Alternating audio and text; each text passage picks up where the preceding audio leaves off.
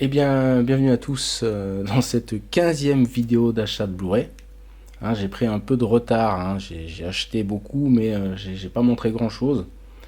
Alors, dans le cadre du Black Friday, j'ai acheté L'Arme Fatale, l'intégrale. Alors, les armes fatales, hein, j'adore. Le premier, incroyable. Le 2, génial. Le 3, bon, bah, il est culte, même l'affiche, hein, ça fait vraiment partie des années 90. Et puis l'Arme Fatale 4 qui était très bien. Donc ça, je vais me faire la quadrilogie dans pas longtemps. Les SOS Fantômes, pareil, hein, puis c'est des coffrets que j'ai vraiment eu à moitié prix, quoi. SOS Fantôme, SOS Fantôme 2 et SOS Fantôme l'héritage. Alors, SOS Fantôme l'héritage, bah, je l'ai pas encore vu. Je pense le voir dans les prochains jours. Quant à l'autre SOS Fantôme, là, celui avec des jeunes femmes, là, les critiques étaient vraiment mauvaises, donc je l'ai pas vu et puis pour l'instant, je suis pas tenté. Coffret Clint Eastwood, donc avec trois thrillers, Créance de sang, Jugé coupable et Les pleins pouvoirs. Donc c'est trois films dans lesquels il joue et qu'il a réalisé. Hein. Alors, en fait, moi je les avais tous vus. C'est-à-dire Créance de sang, je l'avais vu au cinéma, donc là je me suis remis hein, très bien. Jugé coupable, je l'avais vu sur Canal+. Bah, je me suis remis très bien. Et Les pleins pouvoirs, bah, je l'avais en cassette vidéo à l'époque, et puis c'était un de mes Clint Eastwood préférés. Il faut dire que le scénario est quand même incroyable. C'est un cambrioleur qui surprend quand même le président des États-Unis en train de commettre plus ou moins un meurtre en fait. Donc voilà. Et puis le casting aussi hein, dans ces films, rien que Les pleins pouvoirs. Hein. Gene Hackman, Ed Harris, Clint Eastwood. Allez hop, on continue. Et ça c'était un achat sur la Fnac suisse. La trilogie des Retours vers le futur, les films qu'on regardait en famille systématiquement à Noël. Hein. Enfin, on les regardait tout le temps hein, avec mon frère, mais et là c'est marrant parce que je vois le prix 44,90, j'ai dû le payer 15 balles le coffret. Donc il est bien lourd, tarde de l'ouvrir. Bon après voilà, hein, les films on les connaît par cœur. Et d'ailleurs c'est avec le recul je dis que c'est très bien qu'ils aient jamais fait de suite. Plus heureux, je pense que ça aurait été une catastrophe. Par contre un jour il y aura bien des remakes et on verra bien ce que ça donnera quoi. Clint Eastwood encore. Alors Sergio Leone, la trilogie du dollar, alors pour une poignée de dollars. D'ailleurs on peut faire le lien. Je rappelle que dans Retour vers le futur 2, on voit un peu pour une poignée de dollars. À moins que ce soit pour quelques dollars de plus. Non, c'est ça, c'est pour une poignée de dollars. Ensuite, pour quelques dollars de plus, hein, la suite, toujours avec le Clint Eastwood qui ne parle pas. Puis Le Bon, la Brute et le Truand, qui est peut-être le western spaghetti le plus connu et le plus réussi de tous les temps. Même si on a quand même Il était une fois dans l'Ouest. Et puis Mon nom est personne, hein, l'air de rien, même si c'est assez comique, ça reste quand même un super western spaghetti. En tout cas, la trilogie du dollar, c'est aussi la trilogie des spaghettis. Hein. Clint Eastwood, toujours. Alors là, c'est le coffret, l'intégrale des Inspecteurs Harry. Alors le premier Inspecteur Harry, je l'avais vu quand j'étais petit à la télé. J'avais pris une claque. Hein. J'ai dit mais c'est quoi ce mec c'est vrai qu'à l'époque ça avait fait un petit peu scandale. Enfin à l'époque quand c'est sorti, hein, moi j'étais pas né. Et puis après voilà, Magnum Force, l'inspecteur ne renonce jamais, le retour de l'inspecteur Harry et la dernière cible. Alors je les ai pas tous vus. Moi je pense que j'ai vu l'inspecteur Harry, Magnum Force. Il y a celui où il fait équipe avec une femme aussi. Mais non. Donc quand je vais me mettre le coffret là, je pense que je vais découvrir un ou deux Clint Eastwood. Donc ça va être génial. Maintenant, on va changer de légende, mais on va rester dans la légende. Stallone, Rambo, la trilogie en version restaurée. Alors franchement, avec le Black Friday, je me suis vraiment fait plaisir parce que tous ces coffrets, je les ai vraiment payés une misère. Et là, je les revois maintenant. Ils sont tous repassés à 30, 40, voire plus. Alors qu'ils étaient à 15, 16, 17, 18, 20, 19 maximum. Le premier Rambo qui est un drame. C'est un très bon film. Rambo 2, film d'action dans la jungle, très bourrin. Rambo 3, qui était décrié un peu à l'époque, mais avec le recul, c'est un pur plaisir. Et d'ailleurs, c'était le film qui faisait vraiment comment dire, la base des films comiques, là, Hot Shot. Comme on pourrait dire que les Scream et autres Paranormal Activity faisaient la base des autres films comiques, là. Comment ça s'appelle les Scary Movie. En tout cas, oui, le Rambo 3, mais qu'est-ce qu'il est jouissif en Afghanistan, c'est du délire. Enfin, il y a quand même des scènes, je sais pas si vous vous rappelez, quoi. Il est avec le colonel, ils sont tout seuls, en face à eux, il y a l'armée soviétique qui se lève, et puis l'autre, il dit oh, ça va être dur de les encercler. Enfin, voilà, c'est incroyable. Puis bon, pareil, quand il fonce dans le char, alors, il est dans le char, et puis il fonce contre l'hélicoptère russe, puis en même temps, il tire, enfin... Moi je savais, alors je connais pas, j'ai pas tous les détails de ce char soviétique. C'est sans doute un T, je sais plus ce que c'est, T-72, T-80, peut-être non, peut-être même plus vieux. En tout cas, normalement, celui qui pilote le char peut pas forcément tirer quoi. Enfin, pas au canon en tout cas. Hein, il y a un tireur pour ça et un chef d'engin. En tout cas, une trilogie extraordinaire, en sachant que le 4 je dirais même c'est peut-être mon Rambo préféré, Rambo 4, que je n'ai pas pour l'instant en Blu-ray. Je vais me le procurer rapidement, j'aimerais bien qu'il fasse trouver une belle édition. Et puis bon, Rambo 5, hein, voilà, Last Blood, je trouve que sur le coup là, Stallone il a un peu salopé Rambo, parce que la fin de Rambo 4, c'était parfait quoi. Le mec il rentrait chez lui dans son ranch quoi. Enfin, c'était fini quoi. La guerre était finie et puis voilà, il a fallu que ça recommence. Stallone, décidément. Ah mais c'était le Black Friday. Hein. Donc les 6 Rocky. Alors moi, le Rocky 1, quand j'étais petit, je l'avais vu qu'une fois. Après, je l'ai revu une deuxième fois. Rocky 2 déjà meilleur dans le sens où on le voit devenir champion du monde. Mais celui qu'on regardait tout le temps en cassette, c'était L'œil du tigre, Rocky 3. Alors celui-là, je le connais par cœur, avec le méchant Clubber Lang, joué par Mr. T, incroyable. Rocky 4, qui était très très très populaire hein, quand j'étais à l'école. Mais moi, je préférais le 3. Rocky 4, là, contre Ivan Drago. Rocky 5, on avait la cassette, mais Rocky 5... Enfin, je dis on avait la cassette, mais en fait, j'avais le coffret DVD. Hein. Finalement, je fais jamais que racheter toujours les mêmes choses. Rocky 5, nul. Hein. La dernière fois que je le regarde, je le revois avec les années, mais je l'avais trouvé nul. Et Rocky 6, c'est-à-dire Rocky Balboa, extraordinaire. Stallone avait réussi le doublé, il avait fait Rambo 4, Rocky Balboa. Il avait clôturé ses sagas à perfection. Et après, bah voilà, on a glissé dans les Creed, même si le premier Creed est pas mal. Le 2 déjà c'est moins bien. Et apparemment, le 3, déjà, il y a plus Stallone. Rocky s'est fait excommunier, comme j'avais dit dans une autre vidéo. Enfin, voilà. L'anthologie.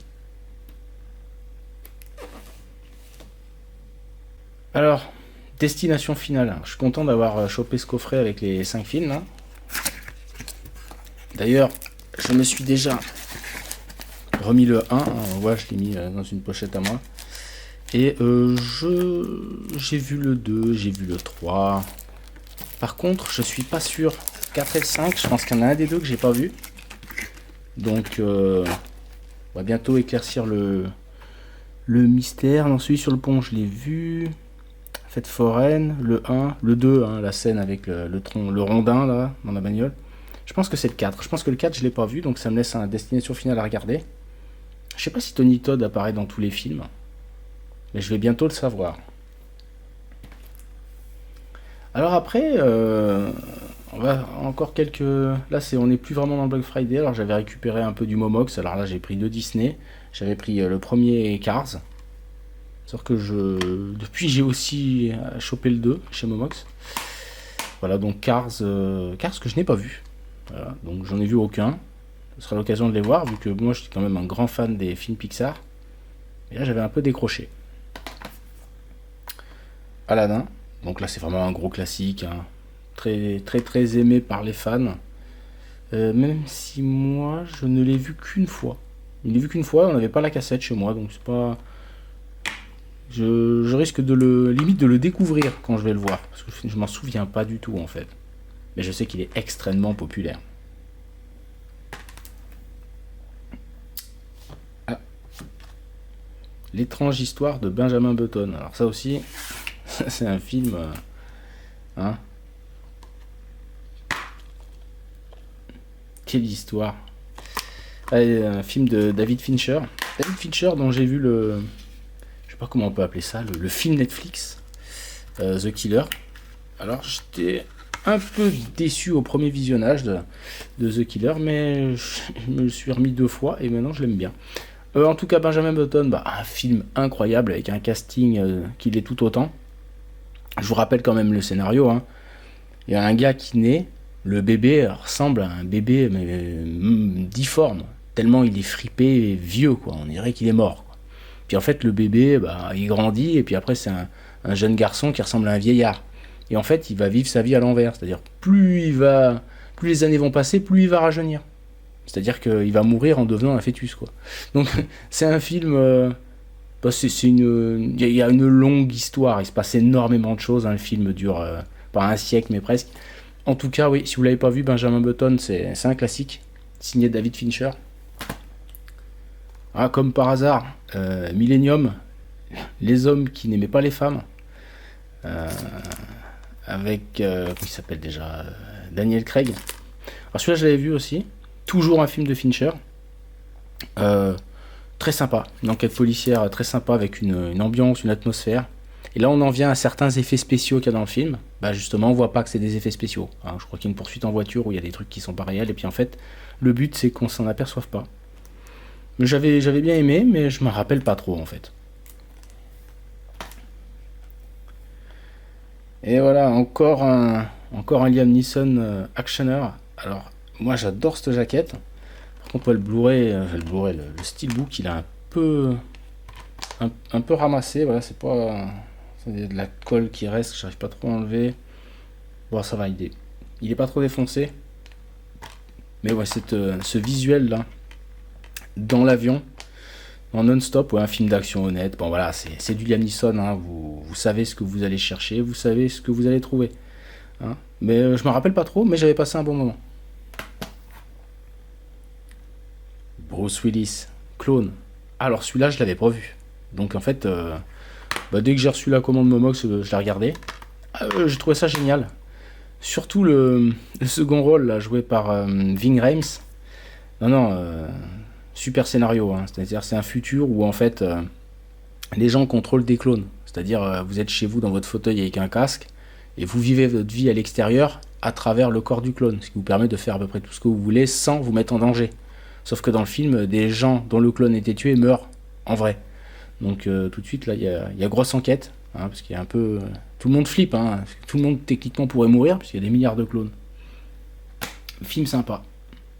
Alors là, j'étais passé à Mediamarkt, à Aigle, et j'avais pris 3 films pour 20, hein, ça. Sauf que quand je suis passé à la caisse, je m'en suis aperçu plus tard, mais en fait, moi j'ai payé ça. Mais bon, pas en faire tout un fromage. Alors j'avais pris Irréductible 2 et avec Jérôme Commandeur. Je me rappelle, je suis rentré à la maison, puis j'ai ouvert le Blu-ray, je l'ai regardé. J'ai passé un bon moment en fait, hein. Puis le film fait pas mal voyager. Hein.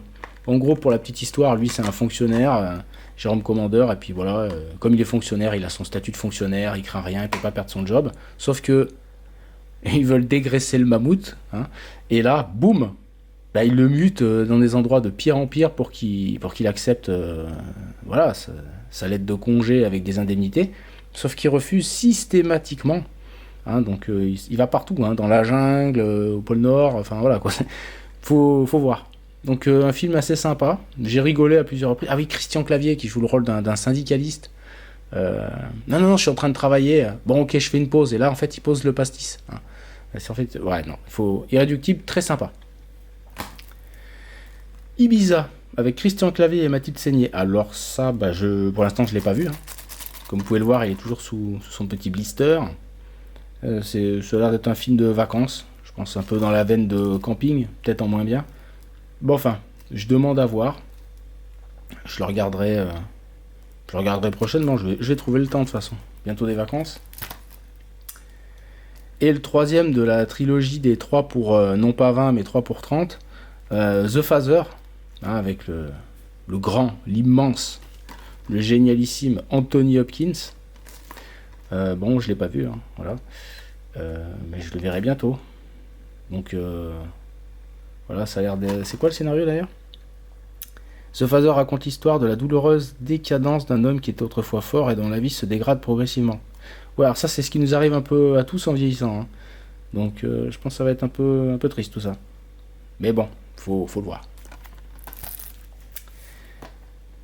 Ah, un de mes coups de cœur de l'année, Mission Impossible Dead Reckoning, partie 1, qui a été un peu éclipsé par le phénomène Oppenheimer-Barbie. Barbenheimer, comme ils ont dit. Faut savoir que je suis tombé sur le Blu-ray là 10 jours avant qu'il sorte. C'est-à-dire que ça fait un moment que je l'ai. Hein. Bon, je l'ai déjà vu le film, mais je l'avais avant qu'il sorte. C'est-à-dire il sortait le 22 novembre, je crois que je l'ai eu le 12 ou le 11. Enfin, je l'ai eu longtemps avant. Je crois qu'en fait ils se sont gourés. Ils l'ont mis en rayon trop tôt. Enfin, en tout cas, voilà, j'étais content de l'avoir en avant-première, mais bon, j'en ai rien fait. Je l'ai pas ouvert, j'ai pas fait de vidéo. Mais ouais, la jaquette est bien, le film est super. Mais bon, il a pas marché autant que ce que les producteurs avaient espéré. Les résultats, a priori, bah, ils voudraient changer le titre pour la suite. Mais ça me paraît quand même compliqué, parce que le film s'appelle Mission Impossible Dead Reckoning partie 1. Je sais pas comment on peut l'appeler autrement. Si encore le film s'appelait Mission Impossible partie 1 Dead Reckoning, bah, il faudrait même partie 2, je sais pas quoi. Mais là, c'est Dead Reckoning partie 1, donc normalement la suite c'est Dead Reckoning partie 2. Bon, enfin, on verra bien. Et pour finir, j'ai acheté House of the Dragon. Voilà, un tarif plus suisse que français, hein, puisque 45 balles pour le coffret Blu-ray normal, pas 4K. Et je l'ai commencé. Hein. J'ai regardé le premier disque, j'en suis au deuxième là. Bon bah voilà, moi j'étais fan de Game of Thrones. Voilà, c'est la même chose. Toujours aussi violent, toujours aussi prenant. Les acteurs jouent très bien, les décors sont somptueux. Donc d'ailleurs je pense que je vais finir la série. Bon, il me reste 6 épisodes, donc d'ici ce week-end j'aurai fini. Mais ouais, House of the Dragon, ça a l'air vraiment... Ça tient ses promesses. Et je crois que cette année, il y a la suite qui arrive, la saison 2. Donc voilà pour cette 15e vidéo. Donc je vous souhaite de joyeuses fêtes. Même s'il n'est pas impossible que je sorte une vidéo avant le 1er janvier, mais bon, ça m'étonnerait. Sur ce, au revoir à tous.